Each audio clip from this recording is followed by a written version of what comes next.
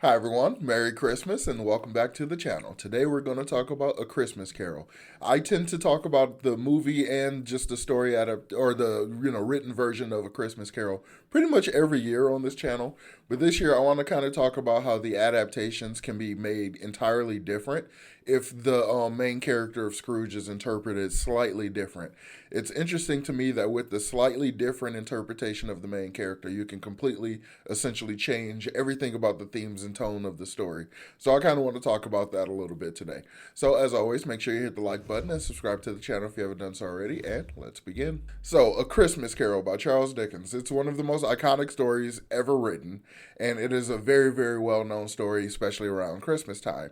So, the main thrust of the story is that there's this old curmudgeonly kind of indifferent sort of businessman who essentially has no interest in Christmas at all. And as a result to his indifference to everything, he is essentially like not doing what he could in terms of helping his fellow man and being generous and stuff. A lot of the things that we expect to happen around the Christmas season. So he's, of course, visited by three spirits that basically kind of help him get a different look at his life to understand the things that he's lost and the things that he's incidentally given up in pursuit of his own success.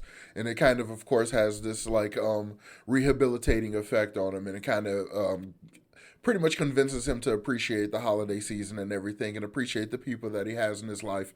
And, it's this great redemption story. Like, you can go from being this cold hearted, kind of evil business person to just being a really good, generous person, a very, nice kind of person, the way society would like anyone of means to be. So, I've noticed over the years and the dozens and dozens of different interpretations and different adaptations that I've seen, various cartoons, various live action ones, musical ones, ones that just use the same kind of idea but has it in a different setting, like a Diva Christmas Carol, which really just seems to be like the behind the music of Destiny's Child. There's just like a lot of different versions, but I noticed that the even though there are multiple different versions, they all seem to kind of lean into one of two different interpretations. They will have the Scrooge adjacent, or the Scrooge character or Scrooge adjacent character will be someone who is either completely just indifferent to the holiday with no malice or ill intent at all. They're just hyper focused on their own goals and their own success, and they're just indifferent to it. So as a result, they don't do things that we would consider generous or nice or anything like that. They just basically legitimately and sincerely want to be left alone. And in most situations nowadays, we would just consider that person like a loner or like depressed or something, and we wouldn't really think too much about it. But of course, in this time period and with the themes of the story, that goes against the grain. Like, if you have the means and stuff, you should be generous and nice and kind and stuff. So even though his indifference ultimately doesn't really hurt anyone and he's not being malicious about it or anything, of that sort, people will distinctly like consider him to be a Scrooge because he is not actively participating in the season and doing all the classic Christmas stuff. So again, I think it's kind of interesting because that's a character trait that a lot of people would just kind of be like, okay, well, leave them to their own devices. But when it comes to Christmas, that's an explicitly bad thing. So, some of my favorite examples of adaptations that kind of lean into the very truly indifferent version of Scrooge has to be my favorite one of all time. It's the George C. Scott version from the 80s. That one, Scrooge is very much indifferent. He does laugh a couple of times, and like when he's rejecting charity offers and stuff like that, he'll kind of snicker at it, mostly because he found his own little joke kind of funny. So he's laughing at himself, not really at the poor or anything like that. But overall, he is very indifferent. He is just hyper focused on getting money because he grew up kind of impoverished and like rejected and stuff, and he just wanted to like make a fortune.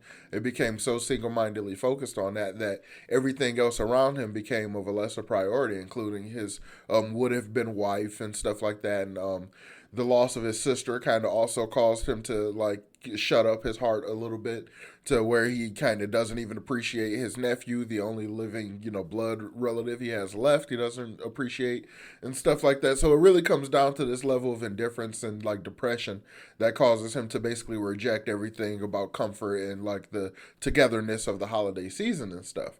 So it's less of, he's mean and he's terrible. He's not a Grinch. He's just very much like alone, like purposely chosen to be alone and doesn't want to reach his hand out to help in any way, shape, or form during the season. I always took that interpretation to essentially be the sadder version of the story.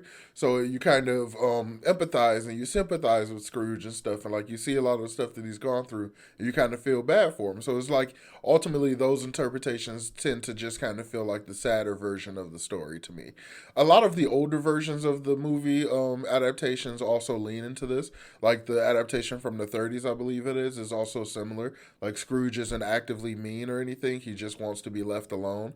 And, of course, that's not, awesome that time of year and stuff.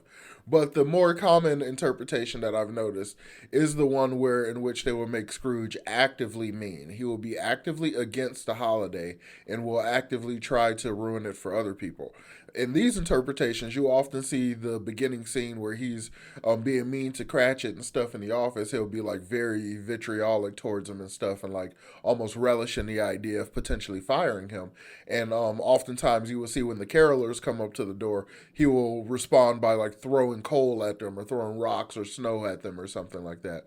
And then I think I've seen an interpretation. This might just be my own headcanon, but I'm pretty sure one of the older cartoon versions, he throws the coal at the carolers and then makes Cratchit go and pick it up.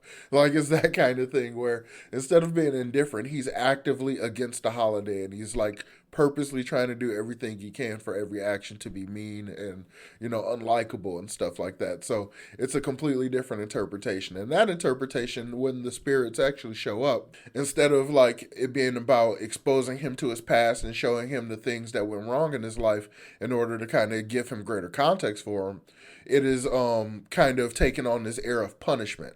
It feels like the spirits are actively trying to punish him by showing him like you went through this, so it's not it's terrible for you to basically try to detract, make the holiday less awesome for other people, and you went through this, and like you should have sympathy. It very much gives the air of punishment more so than just kind of showing him his past in a different context and stuff like that, including his present and future and stuff.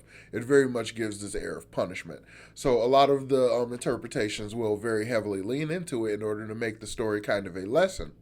So in these versions, these are the ones where you will see the like Ghost of Christmas Yet to Come will be very much. I mean, the Ghost of Christmas Yet to Come is always a Grim Reaper archetype, but in these ones, it'll be actively trying to be scary because it's very much a tone of like scare him straight kind of thing that they're doing with Scrooge. So a lot of times it'll be just like the darkest, the scary. I mean, it's already the darkest and scariest part of the story, but it will get like actively try to scare the audience and stuff. Things like creepy shadows or like no dialogue and just all kinds of stuff. They will reinterpret that a part of the story in various different ways in order just for it to feel more like a punishment. And then sometimes they'll even have it to where Scrooge is seeing his death and all that, seeing how people react around it, and instead of people just being mostly indifferent and calling him mean and stuff like that, they will actively be celebrating his death because he was such a rotten person that it becomes a case of celebration. So that kind of regret and intent and ill desire to like be, happy that you're dead, that kind of thing. Like, so it kind of works in a way of punishment where he doesn't want people to actively be celebrating his death and everything. And it kind of forces him to turn over a new leaf. So it's a really interesting way in which both of these type of interpretations can completely change the way the story is presented. One is often a story of lessons and stuff and rekindling the warmth of the heart and the warmth of the season and stuff. And the other is very much punishing a mean person. Like you need to be shown the error of your ways and shown, this stuff that you messed up in order to be punished. And one is significantly more sympathetic than the other. And obviously it is the one that has Scrooge far more indifferent versus one that has him more actively mean. Nowadays, the meaner Scrooge is probably a little bit more relatable because the way in which society sees very successful corporate kind of people, that kind of cliche and everything, versus the one who's just indifferent. Because a lot of times we will probably just leave that character alone. We will be like, okay, they clearly have some reason they don't like the holiday. It's not my business to get all up into it. So let's just kind of leave them be. But more often than not, in those scenarios, those people like would like someone to reach out to them, would like some kind of companionship and stuff. And oftentimes, their dislike of the holiday will be a result of some painful trauma or some emotional issue or something. So the indifferent and kind of depressed version is one that's so much more easy to kind of go up to and help and stuff, and you can see the spirits wanting to help him instead of actively trying to punish him. So yeah, I've always liked those interpretations better. And as I said, my favorite adaptation of the story in general is the George C. Scott version, which very much leans into that because I often feel very sympathetic for the character in that adaptation. And that's why it's my absolute favorite version. So yeah, let me know in the comments down below, which one do you all lean into more? Do you like the one where they're more punishing Scrooge or the one where they're more sympathetic towards Scrooge? Which adaptation are you more interested in?